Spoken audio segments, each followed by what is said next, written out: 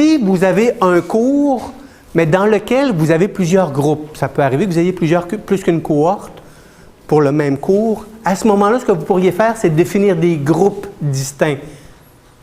Je n'entrerai pas dans le détail, mais ça existe. Donc, on pourrait avoir un cours commun pour tous mes groupes, mais distinguer les élèves par groupe. On était rendu dans l'inscription des élèves. Ça va pour ce premier point-là sur l'inscription des élèves, les deux mécanismes et tout? C'est bon? Ça va vite pour moi. Ah oui? Moi, ça me paraît... Un procédurier? Ah ouais, c'est trop vite pour moi. Allez-y. Okay. C'est filmé, vous pourrez revoir l'explication que j'ai donnée, puis c'est effectivement bien documenté. Tu sais, au début, je vous ai montré une liste de vidéos, là. Bien, chaque procédure, elle est filmée à plus d'une reprise. Il s'agit juste d'être capable d'aller la trouver. Puis dans le cours que Yves a créé, on retrouve toutes ces ressources-là. Ça, c'était l'inscription des élèves. Une fois que les élèves sont inscrits, ils vont être en mesure d'accéder aux ressources Internet que vous allez leur rendre disponibles, les documents, les activités. Ils vont pouvoir participer aux activités. Si vous faites des devoirs, à l'intérieur du devoir, vous allez avoir une interface de correction. Maintenant, si vous voulez communiquer avec l'élève, si vous voulez faire un accompagnement des élèves, on va aller voir d'abord, pour répondre, c'est Michel hein, qui voulait voir pour les rapports. Je vous ai dit ce matin que Moodle enregistre chaque clic que les élèves font. Hein. Allons voir ça. Dans le suivi des élèves, comment est-ce que je peux accompagner mes élèves en sachant ce qu'ils ont fait ou pas.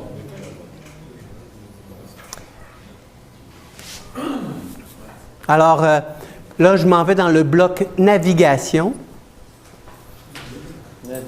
Dans le bloc navigation, je vais avoir une section qui s'intitule « Mes cours ». Et dans la section « Mes cours », j'y retrouverai le cours en question dans lequel je suis, Module 101, dans lequel moi je suis un enseignant, vous aussi d'ailleurs. Et vous allez retrouver dans cette section-là un onglet « Rapport ».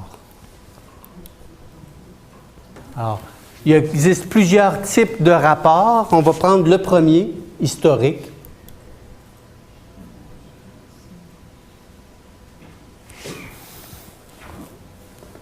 Ça va?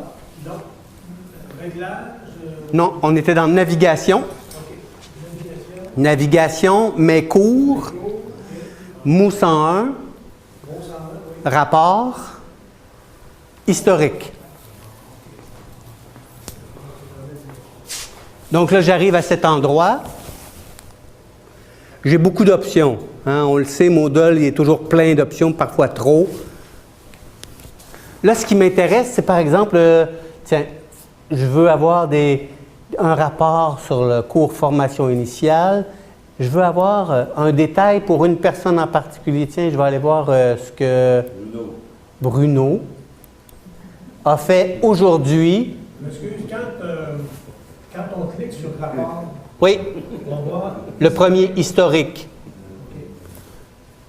J'arrive à cet endroit et là, je peux choisir la personne que je veux suivre. Alors, on va aller voir ce que Bruno a fait aujourd'hui dans la plateforme Moodle. Et là, c'est sûr que c'est visuellement peut-être pas très attrayant.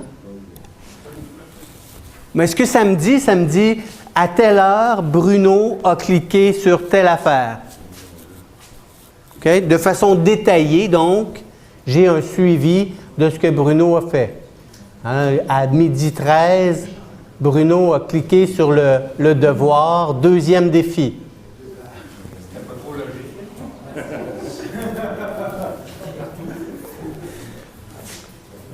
Michel, c'est toi ce matin qui posais la question sur les rapports. Est-ce que ça, c'est suffisant pour toi?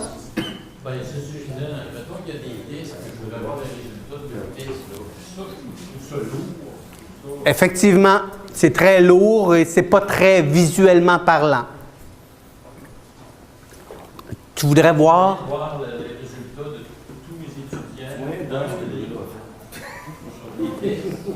OK. Alors, la question de Michel, plus précise, c'est de dire, je ne veux pas voir un élève en particulier sur les clics qu'il a fait, mais est-ce que je peux avoir une vue d'ensemble? Bon, il y a deux endroits où on pourra avoir une vue d'ensemble. D'une part, dans le carnet de notes. Donc, je vous invite à aller dans « Réglages », puis aller sur « Notes ».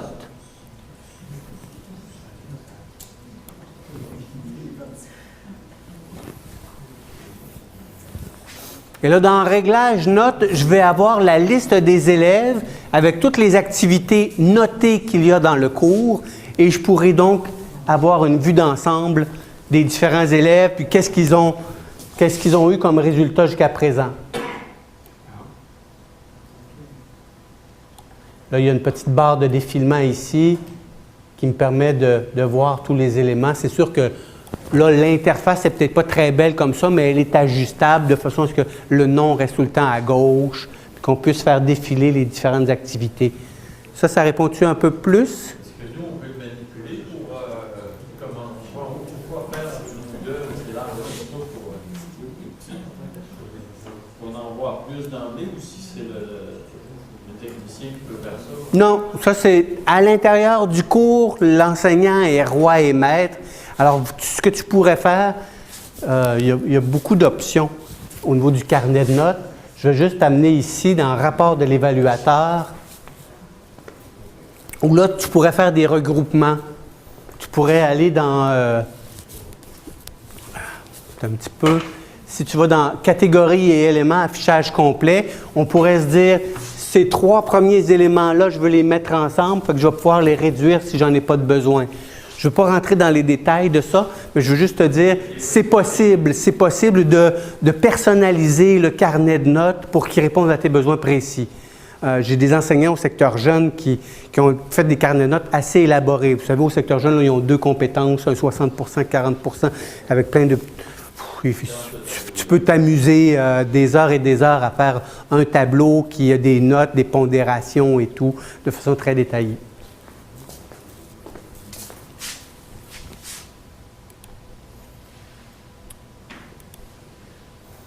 Bon, donc là, on a vu mécanisme de suivi à l'aide du rapport. On peut aller voir le carnet de notes de l'élève. Si je veux communiquer avec l'élève, de quelle façon est-ce que je vais procéder? Je veux envoyer un message à tout mon groupe. Qu'est-ce que je vais faire? Non, j'ai dit envoyer un message. La technique va être la suivante.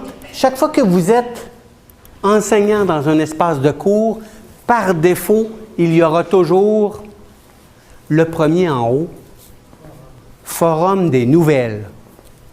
Le Forum des nouvelles, il n'y a que l'enseignant qui peut écrire là.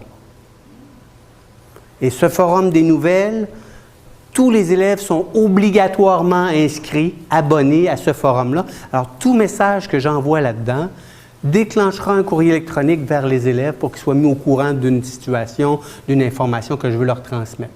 Tout élève inscrit au cours recevra un courrier électronique du message transmis dans le Forum des nouvelles. C'est bon? C'est un mécanisme intégré à Moodle pour me permettre d'envoyer un message en lot à tous mes élèves. Vous avez peut-être dans votre boîte de réception déjà plusieurs messages en provenance de la plateforme. Je veux vous amener à un endroit pour pouvoir paramétrer cela. Si vous allez dans « Réglages », dans le bas de « Réglages », vous allez retrouver « Réglages de mon profil ». Je vous invite à aller sur « Modifier mon profil ». Okay? Je répète, vous allez, s'il vous plaît, dans le bloc « Réglages », dans le bas complètement, « Réglages de mon profil », puis le premier, « Modifier mon profil ».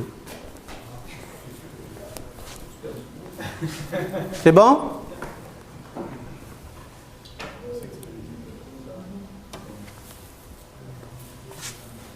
Bon, il y a beaucoup de champs. C'est votre profil, mais je veux attirer votre attention sur un élément en particulier. Il s'intitule « Type de sommaire par courriel », qui est le 1, 2, 3, 4, 5, 6. C'est le 6e paramètre. type de sommaire par courriel.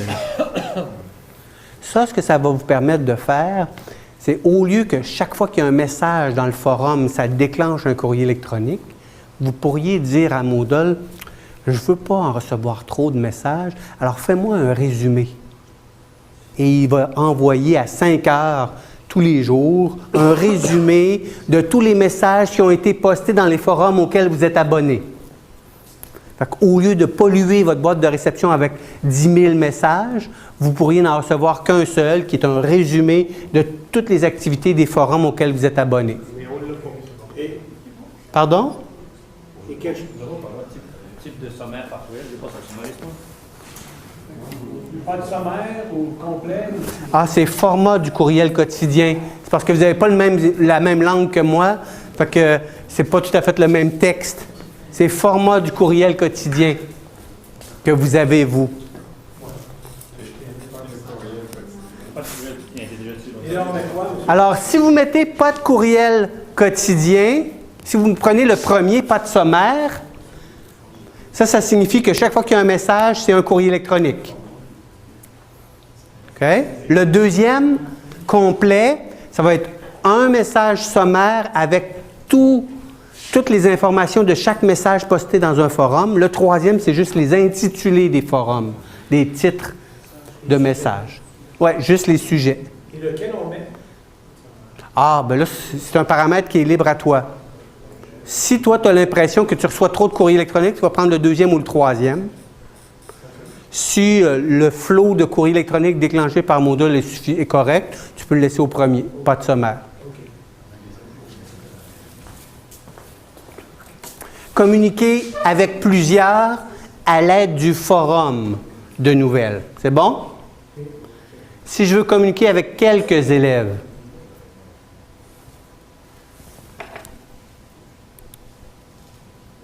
communiquer avec quelques élèves,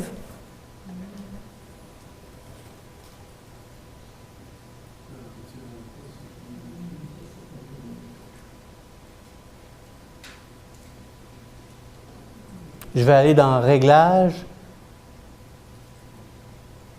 C'est un petit peu, je suis en train de le perdre. Non, je vais aller dans Navigation, puis je vais aller dans Participants.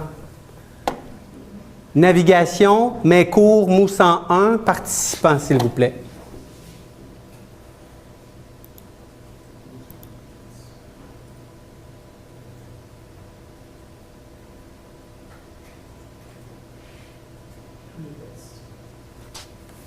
Ça vous amène à la liste des personnes qui sont inscrites dans le cours.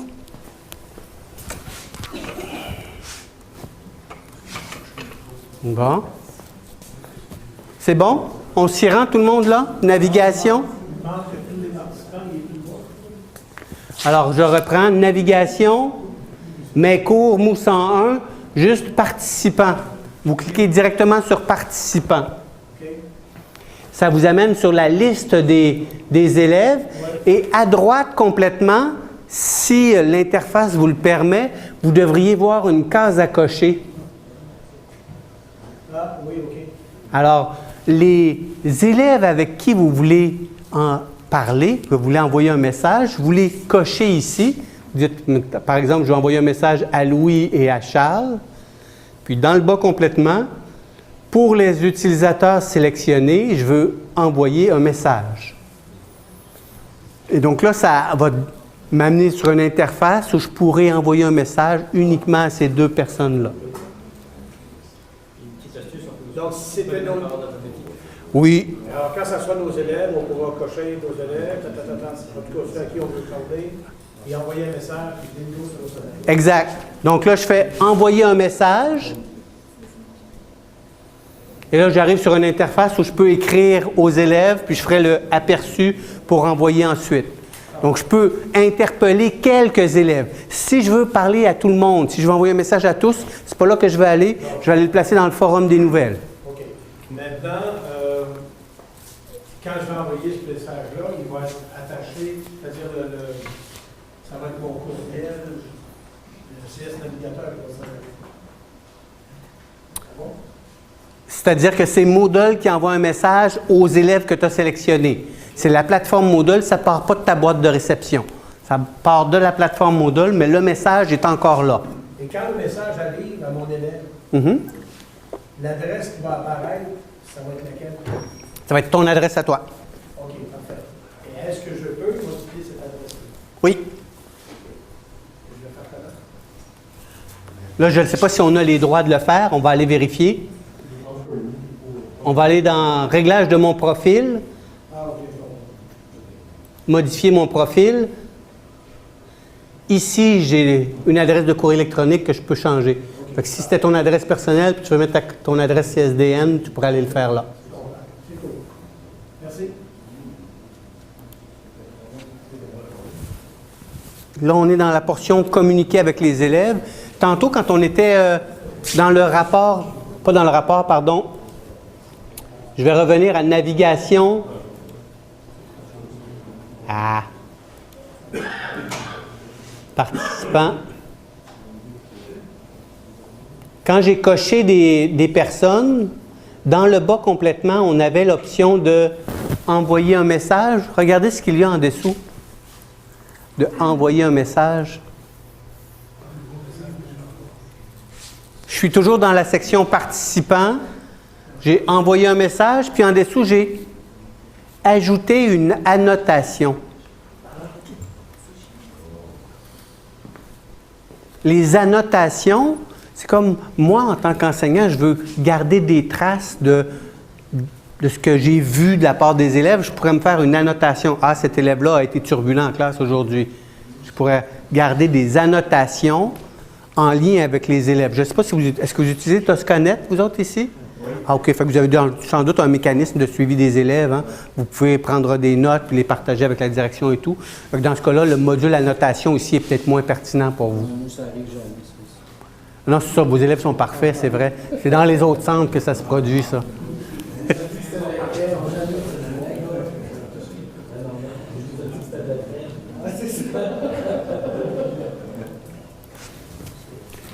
Est-ce que ça va jusqu'à présent? Personnalisation de l'interface. On a vu comment on pouvait ajouter des éléments dans la portion centrale du cours. Maintenant, je veux attirer votre attention sur d'autres éléments qu'on peut personnaliser en tant qu'enseignant. Je vais revenez tout le monde à la page d'accueil du cours. Donc, cliquez sur Mot 101. Puis assurez-vous d'être toujours avec le mode édition activé.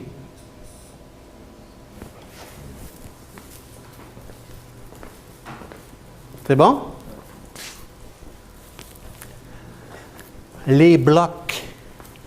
Les blocs qu'on voit du côté gauche ou du côté droit sont paramétrisables. Vous pouvez décider en tant qu'enseignant d'en ajouter ou d'en enlever.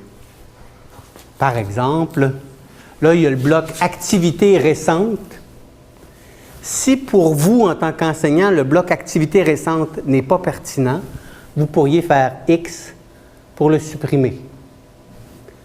À l'inverse, s'il y a d'autres informations ou d'autres blocs que vous aimeriez ajouter qui soient toujours présents, par exemple, je ne sais pas moi, vous voulez qu'il y ait un lien qui soit toujours là avec l'Office de la langue du Québec. Vous voulez avoir des éléments qui sont toujours présents à un endroit, vous pourriez décider d'ajouter un bloc ici. Descendez en bas complètement à droite de la colonne, vous allez voir en bas, il y a une section qui s'intitule « Ajouter un bloc ». Et là, on est nombreux dans le même espace de cours, là, fait qu'il est possible qu'il y ait plusieurs blocs qui s'ajoutent tout d'un coup. Vous avez une liste des différents blocs que vous pouvez ajouter pour personnaliser votre interface. Article d'un glossaire. C'est un truc intéressant. Vous voulez que les élèves s'imprègnent de définitions. Alors, vous allez avoir un bloc, puis il va y avoir une rotation des définitions qui se retrouvent dans votre glossaire. Article de blog récent, on n'en a pas parlé, mais les blogs, c'est quelque chose qui est disponible dans Moodle et il serait possible de mettre un article de blog en vedette dans la colonne droite. Auto-achèvement, calendrier. Ah, calendrier, c'est intéressant celui-là. Je l'ai enlevé parce que c'était une formation d'une journée. Mais il pourrait y avoir un calendrier pour dire telle date, il va y avoir le test. Les devoirs, quand vous avez une date de remise d'un devoir, il apparaîtrait dans le calendrier automatiquement. Alors, le calendrier peut être quelque chose d'intéressant quand vous êtes avec des groupes fermés. Si vous êtes en individualisé, peut-être moins, mais les groupes fermés, ça peut être intéressant, le calendrier. Question, si je pèse sur le X, là, il va disparaître, mais est-ce qu'il va aller se loger du côté gauche, comme tantôt? Non. Le X rouge va te permettre de l'enlever complètement. Il ne s'en va pas être docké dans le docking station du côté gauche. OK. Donc, pour le docker, c'est plutôt... L'autre à côté, oui.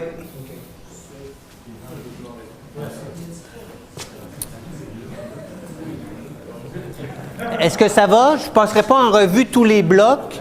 Je ne passerai pas en revue tous les blocs, mais il y en a plusieurs. Il y en a pour les fous et les fins, là. Si jamais vous voulez placer un hyperlien vers une ressource quelconque, vous voulez placer une image, il faudrait aller vers un bloc HTML. En plaçant un bloc HTML, là, vous pouvez mettre ce que vous voulez dans ce bloc-là. Quand on ajoute des blocs comme ça, lorsqu'un élève s'inscrit au cours, il va voir exactement le même stencil que je vais y avoir dessiné. Exact. Sauf que lui, est-ce qu'il peut le paramétrer différemment? Est-ce qu'il peut enlever des blocs? Est-ce qu'il peut en rajouter? Est-ce qu'il peut jouer avec ça? Une question intéressante. On demande, est-ce que, outre le fait que moi, en tant qu'enseignant, dans mon espace de cours, je peux placer des blocs où je veux, est-ce que l'élève, lui, a la possibilité de déplacer les blocs? Pas dans l'espace de cours. Dans l'espace de cours, c'est toi qui es roi et maître. Par contre, Moodle, ce n'est pas juste des espaces de cours, il y a aussi sa page, l'élève. Dans ma page, l'élève pourra modifier sa page pour placer les blocs qu'il veut, à l'endroit où il veut. C'est bon? Et blocs, c'est correct? C'est bon. Dernier élément hyper important en lien avec le cours, c'est la page paramètres du cours. C'est une page qui est très importante que vous devez connaître parce que quand vous allez créer votre cours, c'est là que vous allez avoir beaucoup de plaisir. Allons-y. Vous allez dans Réglages. Si vous êtes toujours sur la page d'accueil du cours, vous allez voir Administration du cours et la page Paramètres. Et c'est là qu'on va voir ce que tu disais, François, tantôt, les types de cours disponibles. C'est là qu'on va retrouver ça. Ça va? Donc, je suis allé dans Réglages, Paramètres du cours. J'arrive sur une page qui ressemble à celle-ci. Bon, catégorie de cours, peut-être que vous ne l'avez pas disponible, ça dépend de votre rôle. Nom complet, nom abrégé, résumé du cours. L'autre élément est très important, format du cours. OK? Si je clique sur format du cours pour voir les options, le premier SCORM, on laisse tomber. Le informel, c'est comme un seul gros bloc. Tout est pêle-mêle là-dedans, c'est pas lui qu'on veut. Le par module, c'est celui qui est sélectionné, où là, j'ai sujet 1, sujet 2, sujet 3. Donc, j'ai des blocs, j'ai des sections qui sont numérotées. Puis, il y a peut-être certains d'entre vous, le cours commence à une date fixe, puis se termine à une date fixe. À ce moment-là, ça pourrait être intéressant de le mettre en mode hebdomadaire. En mode hebdomadaire, ce que ça va faire, c'est que dans le cours, au lieu d'être section 1, section 2, section 3, ça va être semaine du 22 février au 29 février. Semaine du... Fait que ça va être en semaine que ça va être placé, ce qui va permettre à l'élève de se situer dans le temps par rapport à ce qu'il a à faire dans votre cours. OK? Donc ça, c'est format du cours. L'élément qui est immédiatement en dessous va venir nous permettre de déterminer combien de sections, combien de semaines on veut avoir pour notre cours. C'est toujours modifiable a posteriori. Fait que si jamais vous vous rendez compte qu'il me manque une semaine ou qu'il y en a une de trop, vous pouvez l'enlever. Quand est-ce que le cours commence? Est-ce que les sections cachées se montrent au complet? Ça, c'est des détails. Le dernier en bas, ici, dans cette section-là, est intéressant. Imposer le thème ou pas. Donc là, vous avez vu que le visuel du cours Module 101, il était différent du visuel de l'accueil de Moodle. C'est moi qui, en tant qu'enseignant dans le cours, a décidé d'utiliser le format magazine. Mais vous, dans votre cours, vous aurez l'option de changer le thème graphique, ce qui fait en sorte que d'un thème graphique à l'autre, je vais juste le faire enregistrer pour vous montrer, c'est comme de dire, on a le même cours avec les mêmes contenus, mais on change l'habillage graphique. Donc la couleur des hyperliens, tout ça, c'est variable en fonction du thème graphique qui a été choisi. Y a-t-il d'autres personnes qui ont essayé de le changer?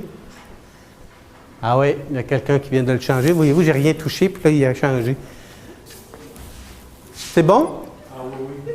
J'ai caché le score là, pour qu'il apparaisse, puis l'IMS Content aussi. Là. Excellent, merci. Je retourne dans Réglages, paramètres du cours, juste pour être sûr que je n'en ai pas oublié.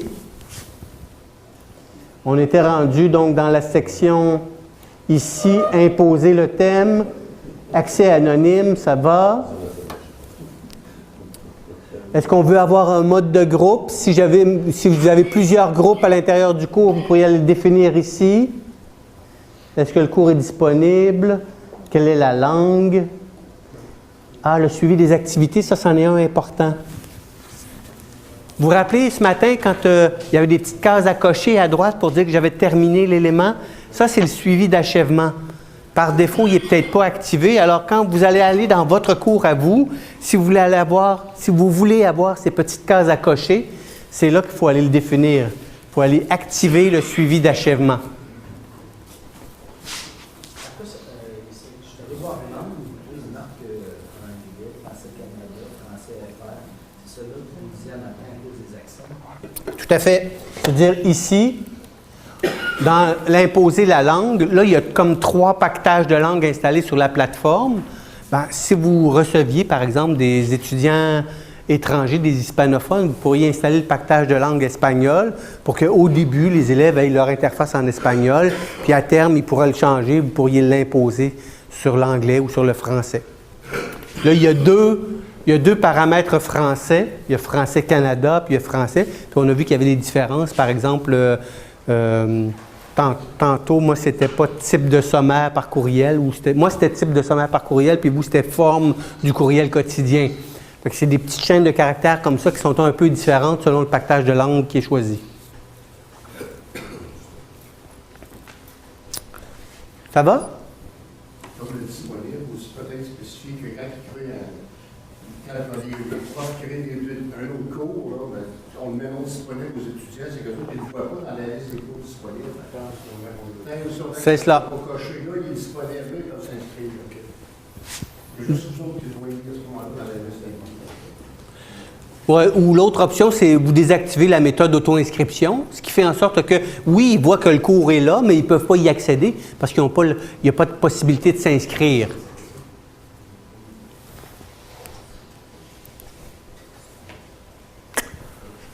Ça fait le tour du formulaire de paramétrage du cours. OK?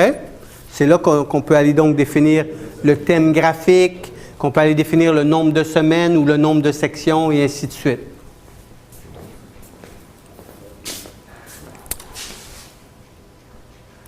On commence à être en surcharge cognitive, hein, j'ai l'impression. Je vais essayer de me démener un peu, là, mais je sens une petite baisse d'énergie.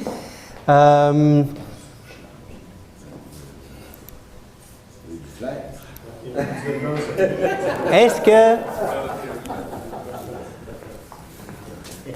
je le sais que ça en fait beaucoup, hein, en une seule journée, beaucoup d'informations. J'allais dire, ça fait longtemps que ma cruche est pleine. Ah oui, OK.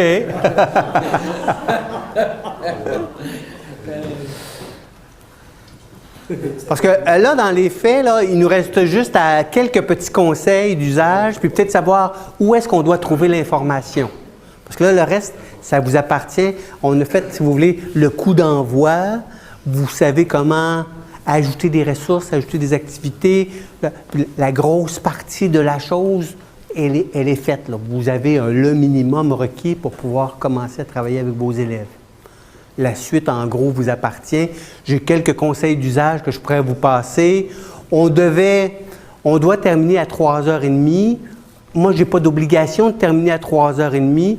Ce qu'on peut faire, c'est que je peux vous laisser un peu de temps pour bisouner encore un peu, essayer des trucs. Ou on peut se dire, on termine avant. Je ne sais pas, là, Normand, comment tu vois la chose. Hein? On peut terminer avant. Normand, Rachel. Allez-y avec les conseils.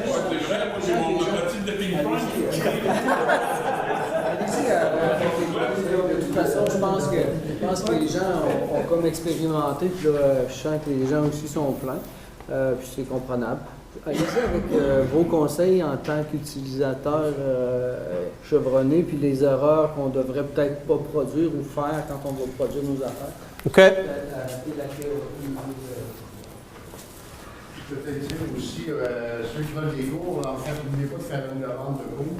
Soit en quel niveau vous voulez, comme tantôt, j'ai une demande de vente conseil, mais il n'existait pas le niveau de vente conseil. Donc, j'en ai profité pour créer le niveau de vente conseil sous Gabriel Rousseau. C'était pas moi qui l'ai créé. Si vous voulez jouer là en fin de semaine, non, les gens, si ça joue, je vais vous créer en fin de semaine. Pas les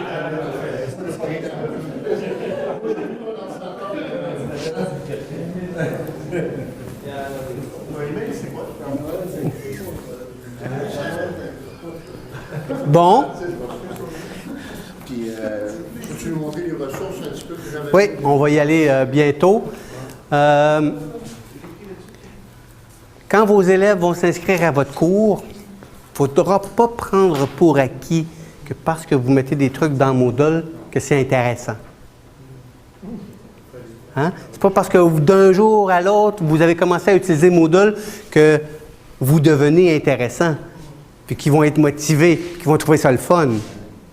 C'est juste un médium Moodle. C'est juste une plateforme qui vous permet de rendre disponibles des activités et des ressources. Il y a une question de look qui est important. Quand ça a l'air très textuel et très dense, comme c'est là ici, c'est pas attirant. C'est pas attirant. Les élèves, on les accrochera pas avec une interface comme celle-là. Là. OK? Parce que là, c'est trop dense. Ce que je vois ici, c'est trop dense, c'est pas assez aéré. Alors, j'ai un souci en tant qu'enseignant qui rend disponible des contenus ici, de m'arranger à ce que ce soit le plus aéré possible, idéalement avec des images, pour attirer l'œil. C'est important d'attirer l'œil. Il ne faut pas penser que parce que je suis dans Moodle, que nécessairement je vais les capter, que je vais capter leur attention. À la place, ce que je dois faire, c'est je devrais utiliser autant que possible des titres de section. Vous vous rappelez, là, quand je suis dans la liste déroulante ici, dans ressources, il y en a un qui s'appelle titre de section. Ça va me permettre d'aérer. Comme là, par exemple, comme enseignant, si vous le regardez, ici, le comme enseignant. Ah oui, descendons, toi.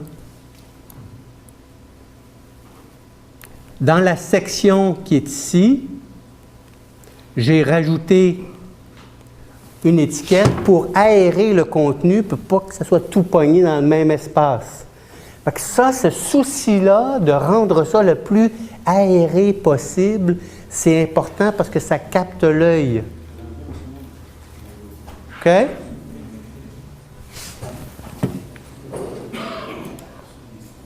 Bon, on va y aller avec ici. J'en ai 3 conseils. Il y a une période où j'en avais une dizaine de conseils, puis j'ai essayé de ramener ça à l'essentiel. 3 conseils à vous donner. Le premier, il y a bien des trucs dans Moodle, puis on peut s'y perdre facilement parce qu'on veut tout faire. Il ne faut pas. Commencez par un élément, 2 éléments. Rendez disponibles des hyperliens. Ça, c'est quelque chose de facile. Vous allez pouvoir ensuite de ça jauger avec vos élèves. Ça va-tu bien? Ça fonctionne bien? OK, je vais ajouter un devoir. Vous ajoutez un devoir. Vous voyez comment est-ce que ça fonctionne avec les élèves. Allez-y à petits pas. OK? Il ne faut pas essayer d'embrasser tout Moodle au complet du jour au lendemain. Vous n'y arriverez pas. Commencez petit, mais pensez à long terme. Parce que le travail que vous allez faire cette année, il va être réutilisable l'an prochain. OK? Il y a le vieux dicton indien qui dit un éléphant, ça se mange à petite bouchée. C'est la même chose, ça. OK? On commence petit, puis on voit grand. C'est pas parce que vous voyez les tests que nécessairement vous devez les utiliser. Votre intention pédagogique est plus importante que les différentes features qu'on retrouve dans Moodle. C'est pas parce que donc vous voyez un glossaire que nécessairement vous devez l'utiliser. Pensez à votre intention d'abord. Qu'est-ce que vous voulez? À partir de ça, vous allez être en mesure de rendre disponible une activité ou une ressource qui est pertinente pour vos élèves. Puis le troisième, c'est d'une frustration assez effarante. On travaille sur le web. Ça va arriver des fois qu'il y a des pannes d'électricité, des pannes de courant, des pannes d'Internet, le navigateur qui plante. Il y a plein de raisons qui font en sorte que vous pouvez perdre un bout de texte, un bout de trucs que vous avez commencé à taper. Alors, au lieu de, par exemple, dans une page, vous voulez créer une page, vous commencez à écrire du texte et tout, au lieu d'attendre d'avoir tout fait, puis de faire le bouton « Enregistrer » en bas, peut-être que, comme dans Word, vous allez faire un « Enregistrer », puis vous allez réouvrir en mode édition pour éviter de perdre trop de travail si jamais il y a une interruption quelconque. On peut mettre des enregistrements automatiques à côté de 5 minutes comme dans Word. Non, malheureusement, ça ne se fait pas. Il n'y a pas d'enregistrement automatique. C'est pour ça que je vous dis, vous devez enregistrer régulièrement. Vous êtes mieux d'interrompre votre travail, de faire un enregistrer et de revenir en mode édition par la suite.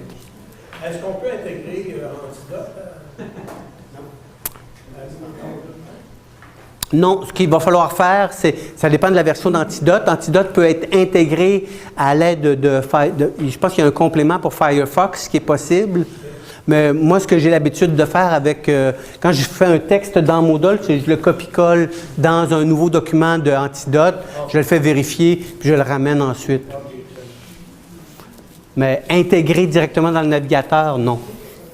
On peut taper dans Word. Aussi, tout à fait. C'est une autre approche. Il y a un document que je veux vous rendre disponible, puis avant de vous le rendre disponible, je vais aller... il était où? Je l'ai mis dans mes dossiers personnels, oui. Alors, quand vous avez un compte dans Moodle, vous avez accès à un espace de fichiers personnels.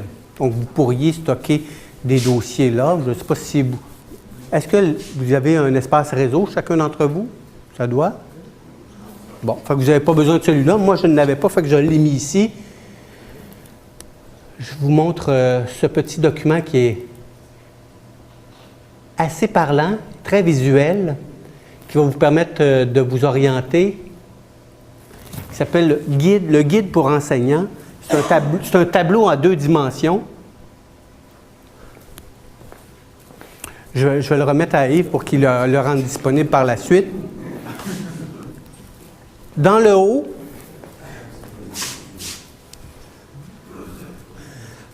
haut ici, vous allez retrouver c'est quoi les intentions pédagogiques. Qu'est-ce qu'on veut faire? On veut transférer de l'information, on veut évaluer, on veut communiquer ou interagir, on veut favoriser de la co-création de contenu.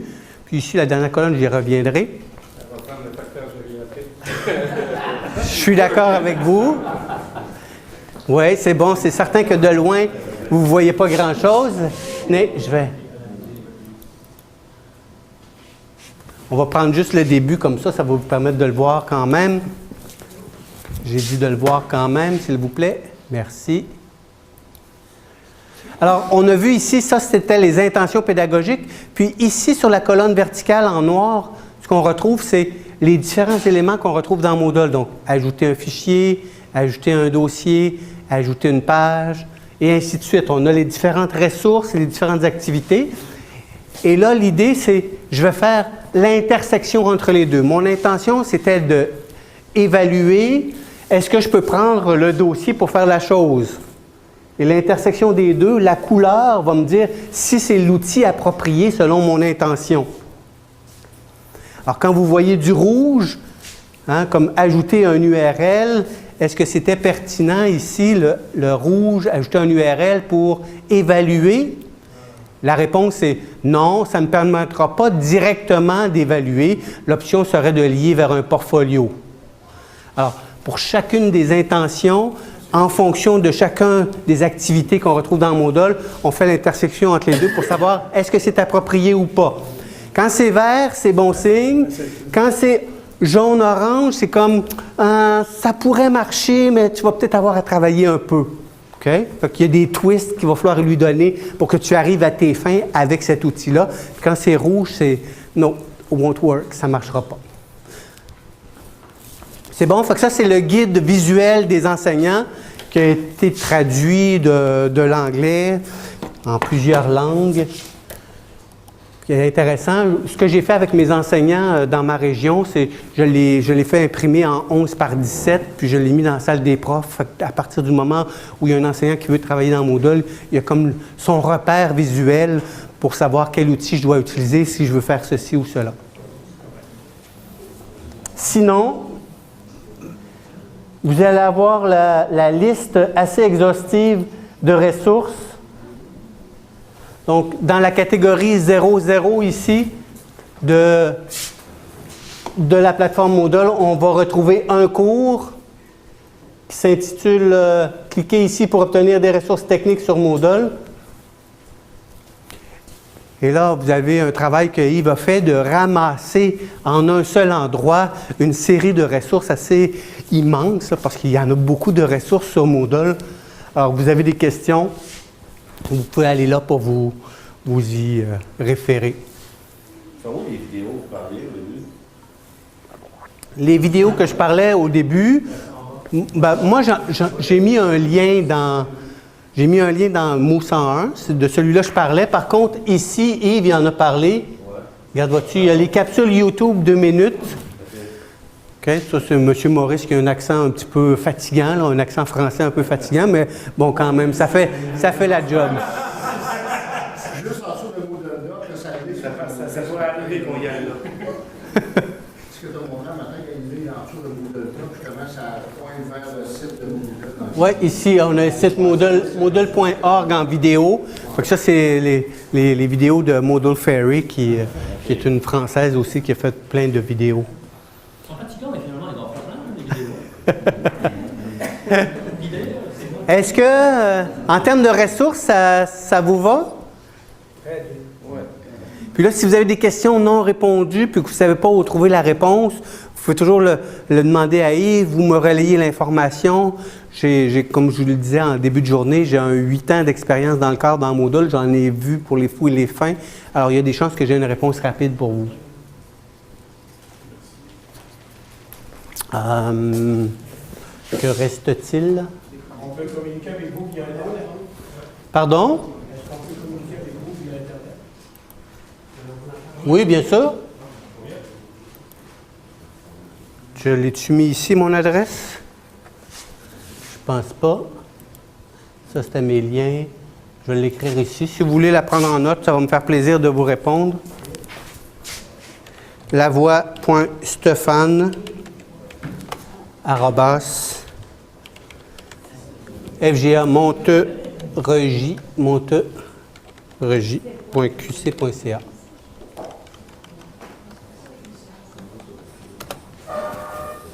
C'est mon adresse. Si vous avez des questions, commencez par poser la question à Yves, cherchez un peu de votre bord. Sinon, vous me faites signe. Ça va faire plaisir de vous aider. Puis dans Google, il y a énormément d'informations aussi. Si on sait mettre des mots clés dans Google, là, vous allez tomber toujours sur l'information. Vous marquez Moodle, vous voulez faire telle ou telle chose, vous marquez des mots clés.